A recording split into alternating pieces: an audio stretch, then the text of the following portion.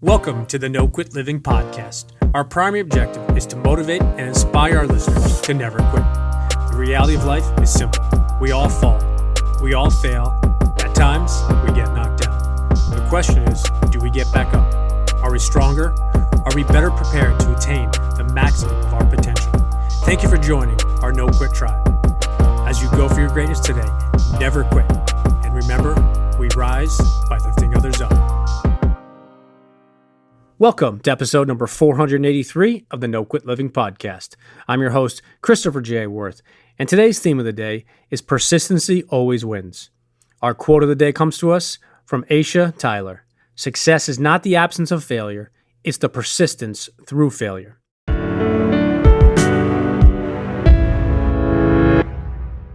If you find value in our podcast, we ask three simple things from you. Number one, please share it with someone that you think might find value in it. Number two, please subscribe to our show.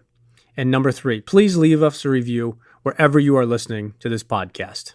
Thank you. When it comes to mental performance, today's guest gets it. Not only is Dr. Amber Selking operating in a heavily dominated male industry, but she's kicking butt and taking names. From Notre Dame football to LSU football, she is making a name for herself by helping a lot of other people along the way. I know you will enjoy today's episode. Dr. Selking, I'd like to welcome you to the No Quit Living podcast. Thank you so much. Excited to be here. First question I ask everybody, and I know the answer, but I have to ask you as well, is are you ready to positively impact at least one person today? Heck yeah, let's roll. So the second question is the no quit question, where a time in your life, either personally or professionally, you could have given up or given in, but you didn't.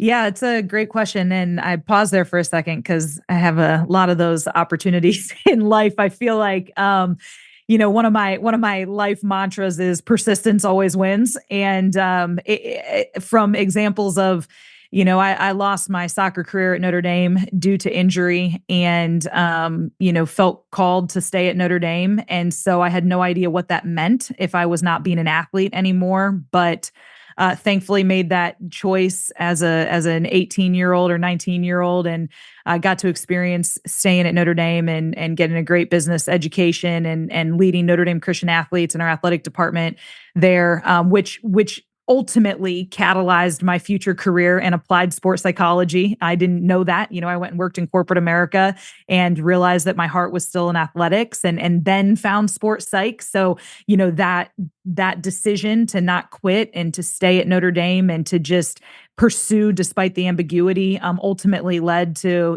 the future that I now feel called to. When I was getting my grad degree, I knew I wanted to work in college football and professional football. And everybody told me I couldn't, and that wasn't a thing. And football coaches were never going to listen to me. and this stuff doesn't work in football.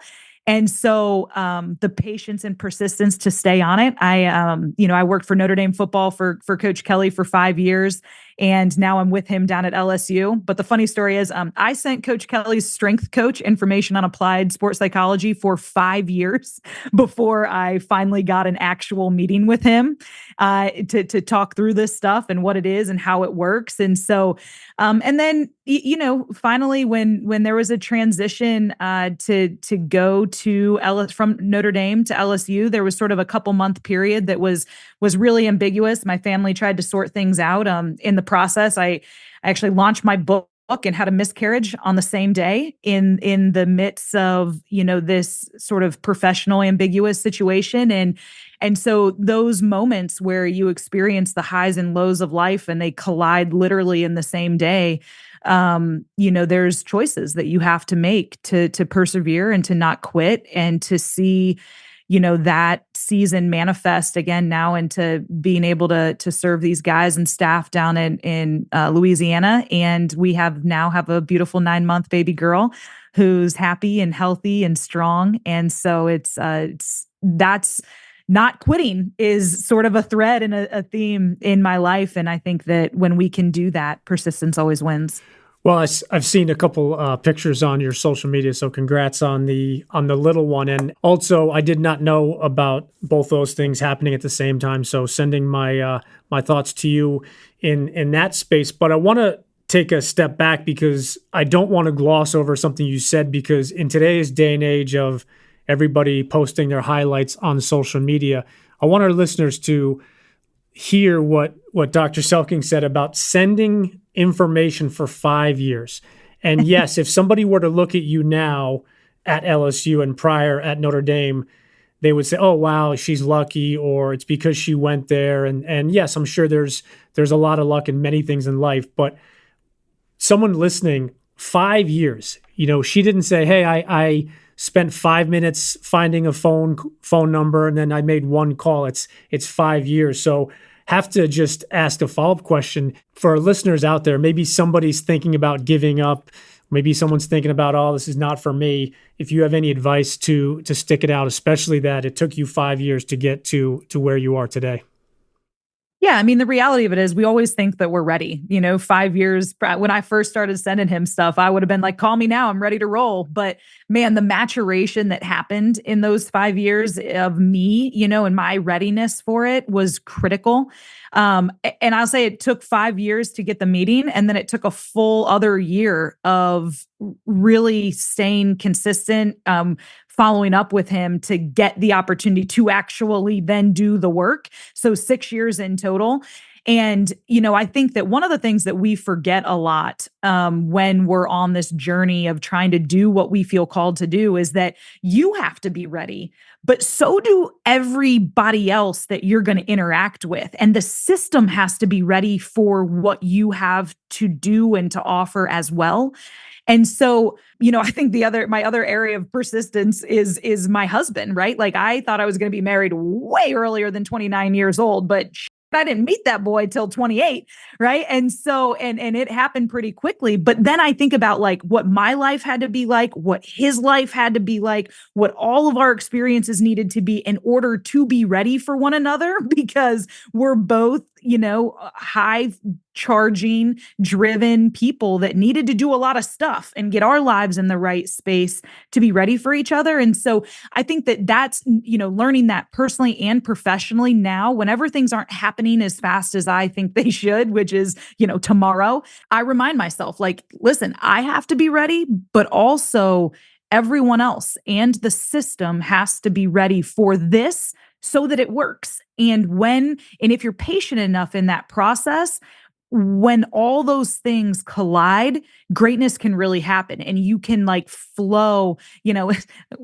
finding Nemo, you get like in the water stream and it just flows and it feels right and things actually work versus getting in somewhere too early and you just feel like you're banging your head against a brick wall every day. Like I don't want to live like that. And so patience helps in there. I'm so glad I asked that follow-up question, because I felt like I got a MBA in persistence. But it's so refreshing to hear that, because as a speaker myself, I look back 3, 5, 6 years ago even, and to your point, I thought back then I was ready, and I got a couple speaking events and a couple paid events, and my mind was like, okay, this is great. I shouldn't be speaking in front of 50 or 100. It should be hundreds. And then I look back now at some of the speeches, some of the PowerPoint presentations I had, and, they were good, but compared to where I am now, I'm like, all right, I'm so glad that, an opportunity I have today didn't come then, because they would have been like, that's great, Chris. Like, yeah, well, don't call us, we'll call you. The listeners can't see, but I'm holding up your book, Winning the Mental Game, the playbook for building championship mindsets. I absolutely, as I said off the air, I absolutely love this book. And I showed you that there's literally probably 60% of the pages are bent down. I have things circled. But early on, you share a poem, Thinking by Walter Wintle. And I have to tell you, I'm a huge positivity guy. I love poems. I love different quotes. I had never heard or read this, and I didn't even share this offline because I wanted to share it with you. I actually found that poem, as anybody can online, a bunch of PDFs, and I sent it to a bunch of my student athletes as well as college coaches and corporate clients, because it's so impactful. Have to ask you, when did you first find out about this and what led you to put it into your book? Because I thought that was awesome. Yeah, actually, my mom made me memorize it when I was 12 years old. So my mom was an extension agent in Ohio for 20 years, and her life mission is to develop kids into contributing members of society. And so she did that through 4-H for 20 years of her career. And then when she had kids, that she just transitioned that mission to me and my brother and sister. And so, I have a podcast as well. And I had my mom on my podcast one time, and it's the coolest episode if you all want to check it out. And I asked her, I was like, man, like you're like 3 for 3, mom. I'm pretty impressed because, I'm doing some cool stuff. My brother's a partner at a private equity firm. My little sister runs an equine training center out in Missouri and is like phenomenal at her craft. And I was like, how did you do it? She was like, well, my life's mission is to raise contributing members of society. And so at every age in your development, I knew communication was really important. I knew right thinking was really important. I knew hard work was really important. And so everything we did was experientially based to build skills. And so memorizing poems and then delivering them at all the different events she hauled us around to as part of it, and this was one of them. So then fast forward 25 years and I'm learning, I'm getting, my degrees in applied sports psych. And I'm like, wow, if you think you're beaten, you are. If you think you dare not, you don't. If you'd like to win, but think you can't, it's almost certain you won't. Like that's a part of the poem. And wow, what do we know about human psychology? It's our thoughts really matter, and they drive our emotional states and they drive our physiology. And then repeated thoughts build mindsets. And mindsets are, it's not a buzzword, it's an actual protein pattern that gets wired into your brain. And so if you think you're beaten, you are, because you repeat that thought enough, and these mindsets form in your brain, and they cloud how you see the world. They change how you see experiences. And so it was important for me to put that in there as a nod and appreciation and respect for my mom. And then two, to just show that all these things that we hear, all these little poems that we hear, posters that we read, there's science behind this stuff. And it's not fluffy. It's science, and it's how humans are created to deliver our best. So long answer to why that made it in to start the book. A long answer, but a great answer. I'm going to pause that last part about science back because something I want to talk about, but it's so interesting and it's refreshing in many ways to hear you talk about your mom, because growing up, my dad always encouraged me to read extra. And I remember in 7th and 8th and 9th grade, he said, read 5 minutes extra per night. Something not school related. It could be a newspaper, it could be an autobiography. And I was always no, no, no. And fast forward a bunch of years, I've written a couple books myself. I'm an avid reader. I always talk about books to my clients. And it's so funny. My dad will say, you're literally doing 30 different things today. You have 3 kids, a bunch of businesses, and you quote unquote make time and find time for all this reading. But when you were in 7th and 8th grade with literally nothing going on, I fought him, pushed him behind, and it's refreshing to hear that you had a similar experience in regards to your mom encouraging you. And fast forward, like you said, 25 years later, you are now not only realizing it but seeing it all come to fruition of this stuff works, which leads me back to where I said pause. It all begins with how we think, and you're the first person, as I said to you, that really spoke about our brain and positivity. And when our brain is in a positive state, we think clearly, we problem solve better. And I think so many people have this, I don't know what best way to say it, but when it comes to positivity, that they think it's all sunshine and rainbows and everything's great, but it's actually not. So I wanted to ask you if you could just briefly touch on the science behind it, because I think the way in which you wrote it in the book was so easy to understand. It's so much better than the way in which I've been trying to explain it to others. Yeah, for sure. Well, first of all, there's a really great researcher out of the University of North Carolina, Dr. Barbara Fredrickson, and she's done a lot of research on positive emotions and how positive emotions are, actually performance enhancing, right? And that they're not just a benefit of being human, but they actually drive higher functioning. So, there's more to read and obviously out there, but part of what we know is that positive thinking, helps the brain think more clearly. It helps us think more creatively and it problem solves better. That doesn't mean that it avoids the reality of the situation. That doesn't mean that it makes up things that don't exist. But it means that it believes in a positive, the potential for positive outcome and a future and a hope, right? And so that then gives the brain a chance to find more choice options, right? And to see things more clearly. It changes your hormones in your body.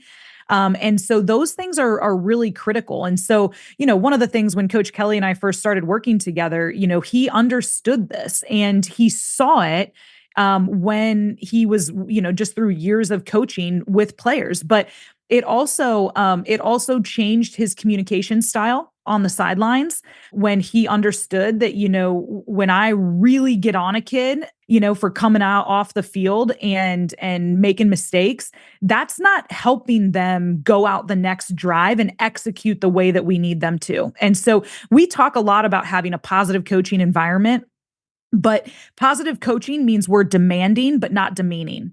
And I think that's where a lot of coaches find this rub of like, well, what am I just supposed to like be nice to them all the time and not tell them when they're messing up? It's no, it's we can be demanding without demeaning. And my graduate assistantship at the University of Missouri was with Dr. Rick McGuire. And he founded the Missouri Institute for Positive Coaching. And he was actually the head track coach at Mizzou for 37 years. And so he applied this stuff on a day-to-day basis. And that's his line, demanding, not demeaning. And positive coaching is about helping athletes deliver their best when their best is needed. And so, we're going into season 8 together, Coach Kelly and I. And so this has been one of the things that he's just grown tremendously in. And he holds his coaches accountable to, because it's not normal, quote unquote, in the football world, but he demands it of his own staff to communicate in that way. Again, demanding, we have high standards. We're going to talk about when things are not right, but we will not demean you as a human being in the process of that. And so, at Notre Dame, Ian Book, he led a like a 98-yard drive in the final series of the game to go into overtime against the number 1 ranked Clemson in 2020. And then, just this last bowl season, we played in the ReliaQuest Bowl down in Tampa, and our quarterback Garrett Nussmeier led a 98-yard drive in the final series, and then our defense had 3 big stands the last drive to help us win the game. And that was because those guys and our staff maintained a positive mindset and were able to execute amid adversity. And that's what positivity allows you to do in sport and in life. I think we could drop the mic right there. That was for our listeners about 30 value bombs, but the way in which you described it's for me refreshing. And as I said to you off air, the way you describe it in your book is very easy to understand. Now, I want to be very clear. In no way am I saying it's easy or simple to do, but it's easy and simple to understand. And the idea of a positive coaching environment, to me, the way you just explained it on your staff, is it's not about fluff and everything's great. It's during those unbelievably challenging, difficult times where you need to execute and deliver and be at your best. There's a way to deliver that message to a player. And to your point, for someone listening, whether it's sports, professional, even with family and kids, you can still be hard on somebody and still do it in a positive way. And I think that's, to me, the biggest disconnect, where people look at, well, being positive is just, hey, everything's going to be great and everything's going to work out perfectly. That's not what it is. It's, hey, we have to get this third down stop, or we have to, get our stock price up to another level. We don't know if we're going to do it. We have no guarantees, but the only way we can do it to the best of our ability is try to have a positive mindset. And I love how you touched on that, because it's so important, but I don't think enough people talk about it. Yeah. And, to even get more specific, I mean, let's just use a quarterback, for example, right? If they come out and let's say they just threw an interception or they just went 3 and out and our defense is back on the field, having a conversation like it can look like this. It can be like, what are you seeing out there? Tell me what you're seeing. And then all of a sudden you realize like he's not getting through his progression because he's getting hung up on what the linebacker is doing. Now all of a sudden it's like, listen, get to your next progression, get through it. You sling the ball. This is what you do. Trust yourself, get out there and get down the field.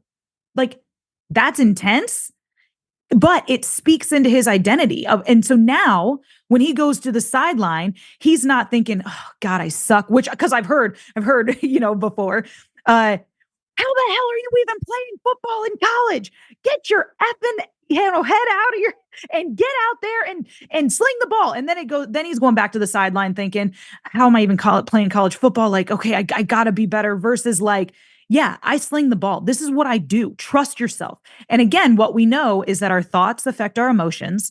Our emotions affect our physiological response. And physio just means body. So that's things like your heart rate, your muscle tension, your visual field, your hormones. All of those things are affected. And ultimately, how our bodies are going to determine our performance in the moment. And so again, when we can help individuals fix their mind on things that are excellent and noble and praiseworthy and right and true, then all of a sudden it gives them a sense of peace and a sense of control that allows them to translate that into being who they want to be and delivering what they want to deliver in the moment. The way you said, and going back to quarterback, I was lucky and fortunate to have Dr. Nate Zinser on the podcast, and he's awesome. He's awesome. And full and fair disclosure, I'm a diehard New York Giants fan, and I respect the heck out of Eli. But as a fan, the one thing 5, 10, 15 years ago that really just didn't sit well with me was he'd throw a pick six and he'd have the exact same reaction on his face as if he threw a 80-yard touchdown. And I asked Dr. Zinser, we talked about Jordan, we talked about Kobe. I said, who's in your eyes someone that's one of, if not the most mentally tough players? And he, without hesitation, he said Eli Manning, because he always and it just hit me that it's funny, as a fan, I'm like, oh, like I want him to, celebrate and then maybe, slam a helmet or something. But it's just, he always stayed composed. And you talk about the physio perspective, the body, I guarantee if he had a heart rate on, it'd be, as opposed to mine, if I was in this situation, it'd be like all over the place. But then that's what allowed him to come back the next series and say, okay, I can sling the ball. I've been here before. But it's funny, as a fan, I'm like, Eli, come on, get it together. You got to do it. Yeah, it's I actually just had this conversation with somebody the other night, but I was working with a college basketball player, and he just, he beat himself up when he made a mistake. And that's so typical for all of us. If you're a high performer, you want to be great. And so I asked him, I said, are you bigger and stronger now than you were in high school? And he was like, Doc, yeah. And I'm like, are you a better dribbler and shooter and passer than you were in high school? And he's like, I'm playing D1 college ball. Yes. And I said, do you understand the game better now than you did in high school? And he's like, absolutely. And I said, did you beat yourself up the same way you are beating yourself up now in high school? And he's like, yeah. And I said, so you're telling me that your physical, technical, and tactical game has all gotten better, but your mental game is still like you're 15 years old. Like your mental maturation has to match your game, and all behaviors learned. So here's the thing: when kids are little in sport, if you get upset when you make a mistake, we get praised for that because they tell us, oh, she really cares. They're really into it. They have their competitive drive. So we learn, oh, we got to make a big deal when we make a mistake. The problem is the game starts getting faster and faster and faster. And so you throwing some type of fit doesn't get your body and your mind ready for how quick the next play is coming at the next level. And so we have to really help people understand that this no longer serves you. It did. And that's great. But now we have to figure out what serves you now and how do we get there? And so, and then also players are different. Like some people are just more emotional and it actually helps them to because it's like a release valve, if they pop off real quick, but then we got to get them to get back to their zone quickly. Right. And so every person is different, but we still need to mature our approach to how we handle our emotions at varying levels of competition and performance. You talked about release method and then make the next play. I think interesting question, and I love where the conversation's going. Obviously, I've done my research. I have my questions set up, but what I really love when I geek out with somebody that I really enjoy their work. So somebody listening, whether it's personally, professionally, or athletically, they're looking for a reset technique. Is there something that is easy to implement? Not, again, I don't mean easy to master, but something that you could maybe suggest to somebody that's having a tough time, whether it's missing a sale, something corporate, or even in the sports world, to reset themselves so they are in the best frame of mind to quote unquote make that next play? Yeah, I mean, it's not sexy, but literally the number one way that we can manage our emotions and reset is breathing. Proper breathing is in through your nose, down into your belly, out through your mouth. It's called diaphragmatic breathing. But actually, what we know is that if you do that for 60 to 90 seconds, it actually resets your central nervous system. And the oxygen that goes to your brain and to your blood, it releases muscle tension. It helps the brain think more clearly, prevents like from our brain flipping into like a fight or flight state, which then often drives more aggressive or frantic type behaviors. And so breathing is a really powerful strategy. Your self-talk, what are you saying to yourself in that moment? And then if you have the luxury of in the midst of it, in game is tough to do this, but like music is a really powerful, just there's a lot of good research that shows the connection between music and sort of emotional arousal states. And so if you're in a professional setting, just taking a second to reset, refocus, breathe. We have our guys, a lot of times, and guys and girls come up with what we call power statements, simple, direct statements that they can say to themselves that help them focus. Our guys, a lot of guys tape their wrists and write them on their wrists. I've had the athletes, softball players write it in their glove, on their cleats, something that they can see to remind them how they should be thinking or what they should be doing. Maybe it's a cue word like breathe, or maybe it's a statement like simple, I am great. You forget that when you're on the mound and it's bottom of an inning and you got to get somebody out. Like you can start questioning your ability to be great, but you got to get out of that inning.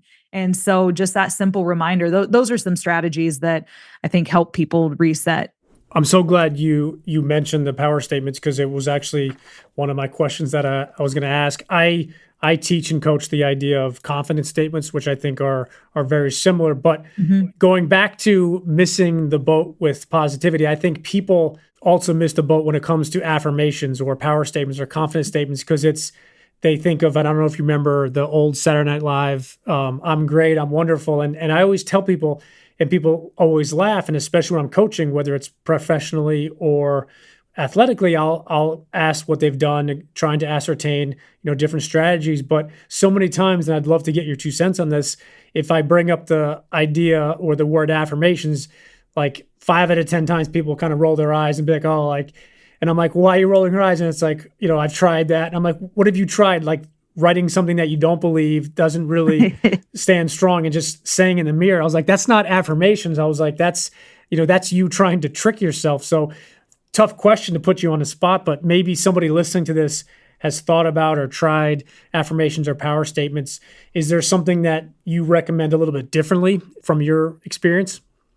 Yeah, I mean, look at a bunch of stuff. To your point, find what resonates with you. And the reason why affirmations, power statements, whatever they work is because repeated thoughts build mindsets, right? And so as we say things over and over and over again, it literally starts to rewire our brain at the neurological level.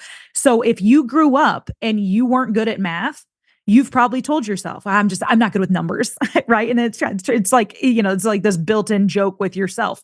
Well, guess what? That's an anti-power statement. That's a not affirmative statement. So you use them, but often the opposite of them. And you've allowed them to cripple who you are in this life. And so, get over the fact that you don't use affirmations. You do, but more often than not, they've probably been the opposite of that. And so it's the exact same, but something different. And so, they have to resonate with who you are. And the more you say them, then you start to believe them. And it's that mindset that gets formed that actually starts to change your beliefs, which then shifts your identity, right? I remember when I was little, I was told you I was a soccer player, and you go to these tournaments and they'd have these like tents set up with different things you could buy. And I remember I was at this tournament and there was this orange T-shirt with blue letters that said, "I am strong, powerful, equal, a threat." And on the back, it said, "I'm an athlete." And I have an older brother, so like everything was a competition. And so I read this and I was like, yes, I am strong. I am powerful. I am equal to Kyle and I am a threat. And so my mom got me this shirt. And every time I put it on, I was like, I am strong, powerful, equal, a threat. I am strong, powerful, equal, a threat. And so, then I'm out on the field and I'm like, hell yeah, I am strong, powerful, equal, a threat. And I was too aggressive as a player. I mean, I got a lot of yellow cards. And so, but that became, one, I'm wired that way. So it resonated with me because that's how I'm wired. And then I found these statements that like said what I kind of felt inside. And then I repeated them. And then it drove how I played. And guess what? It's sport. So then I would get taken out and I remember hitting the ground. And I'd be like, oh, that hurts. And then it's like, but I'm strong, powerful, equal threat, right? And I'd pop back up and I'd go again. And then, I grew out of the shirt and fast forward. I was in my first job out of undergrad, sitting around a business table. I'm one of two women in the room. I'm not like this go feminist, but I'm just sort of setting the context, right? And so I say something and this guy like sort of demeans me in the meeting and I just like shrivel into my chair and I'm like, for the love of God, Amber, you're 2 months out of school. Just keep your mouth shut, like just listen and whatever. And then somewhere in the back of my mind, Chris, I hear, you are strong, powerful, equal, a threat. You do not shrink at this table. And so I just took a breath and I was quiet for the rest of the meeting, but I wasn't ashamed. And that's important. And so and it shocked me because I hadn't worn that shirt in probably 10 years. But again, when we say repeated thoughts build mindsets, that was a mindset, something that I held on to in my mind that was there for me in a moment that could have shifted how I saw myself, in corporate, in the world. And so make sure they align with how you're wired. Find things that really resonate with you. And then you got to be persistent and you got to say it when things are good and when you hit the ground. And as you go through those highs and lows with these things, that's when they really start to form at the neurological level ways that you can navigate the world around you. I could not agree more. And one of the things that I always talk about with our show and even with my clients is listen to different people, find different strategies, but you have to find what works for you. And I love how you shared who you were as a player, because that doesn't work for somebody who's maybe a little bit more docile and low key. And I always share that with people, especially student athletes, is yes, learn from different people, but you have to figure out what works for you. And I want to echo one thing you said is it's not about whether it's power statements, confidence statements, or affirmations.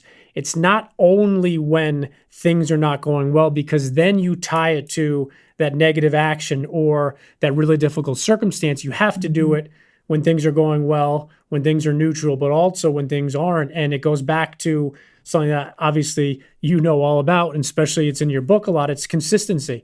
I truly believe anybody can do something once. You can have a great day, a perfect eating for that entire day, but it's what are you going to do the second day, the third day, the fourth day, when maybe your complete morning routine gets, thrown into a tizzy. And then how do you say, okay, I'm still going to be confident about it? I want to change lanes here for a second. And I'm actually really curious to get your answer to this question. The famous Jim Rohn quote, "You are the average of the 5 people you spend the most time with." If I could grant you dinner tonight with any 5 people, dead or alive, that you could level up from, who would you pick? Wow, that is a good question. Kobe would be one of them.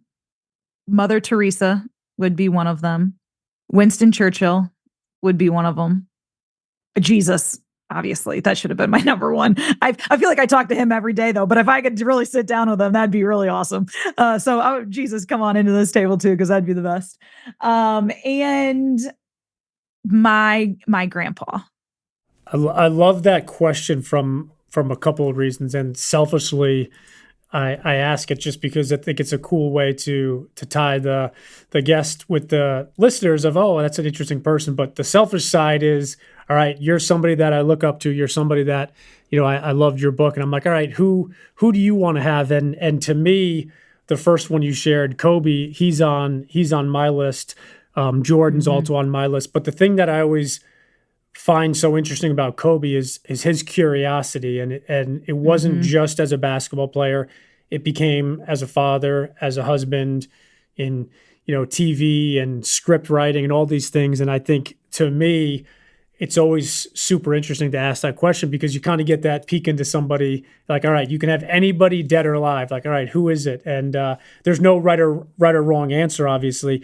So your book does not count, but I have to ask you a question. If you have read something else recently, or you're currently reading something recent that you'd like to possibly recommend to our listeners.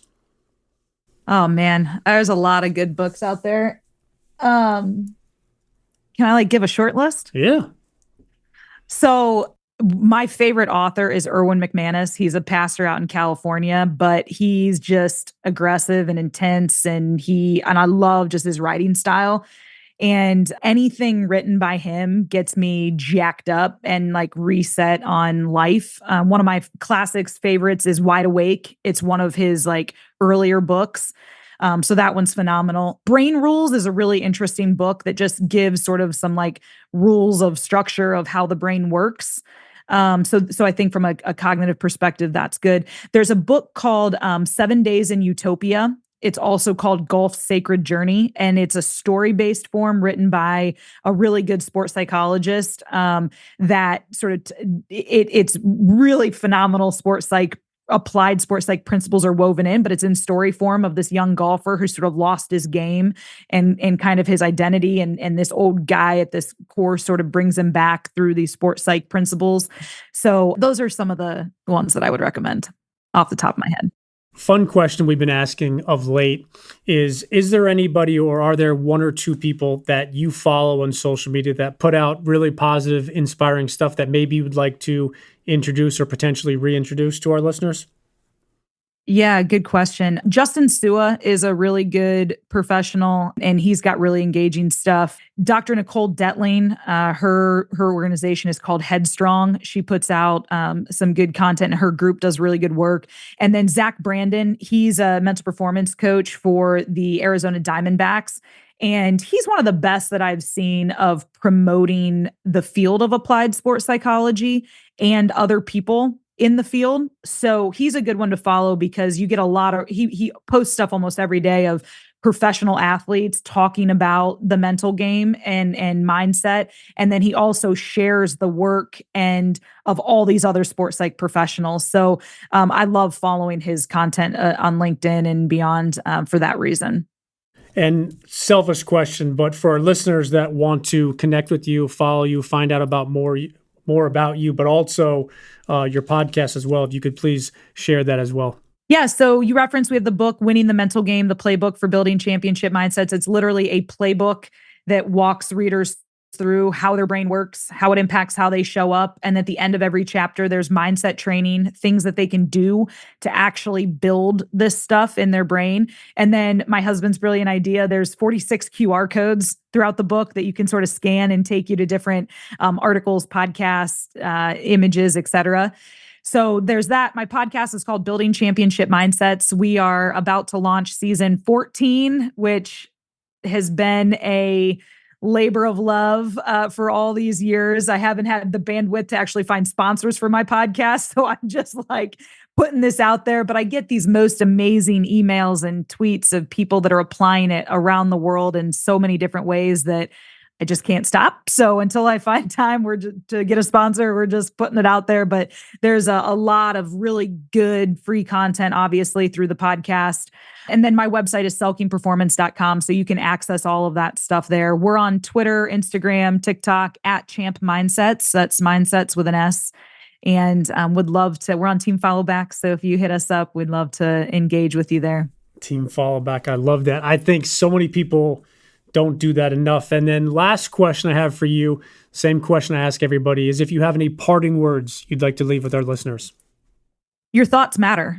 And at the end of the day, if we've learned anything over the last several years, it's that we don't have a lot of control over things.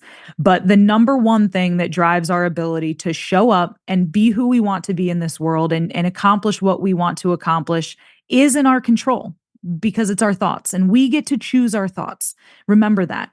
We can't always choose the thoughts that try to come into our head, but we do get to choose what we do with them once they're there. And I just want to challenge and encourage everyone to choose right thoughts, choose positive thoughts, choose productive thoughts. If you don't like positive, negative thinking, choose productive thoughts versus unproductive thoughts.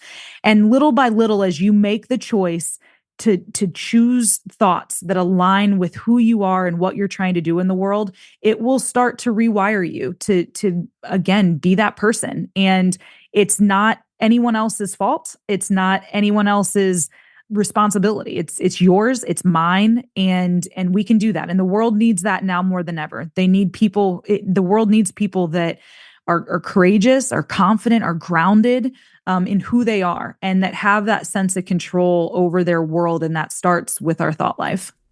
I could not think of a better way to end today's episode. And for our listeners, if you are not following Dr. Selking, you need to, first of all. Second of all, check out our podcast. Third of all, get her book. Fourth of all, she follows back, so make sure you follow her. And I just want to thank you again for jumping on here, and I hope that we can connect again soon.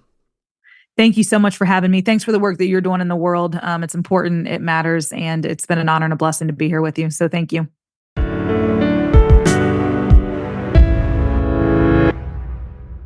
Thank you for listening to episode number 483. I really enjoyed Dr. Selking's book, and I had an even better time speaking with her.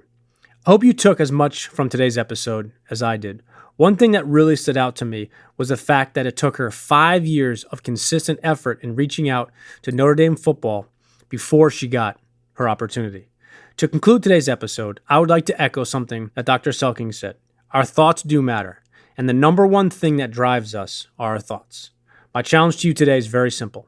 Make sure you are cognizant of your thoughts, and if and when you feel you are not at your best, reset those thoughts. It's not about being perfect, but it is about being consistent. And remember, we rise by lifting others up. And lastly, to our listeners, thank you.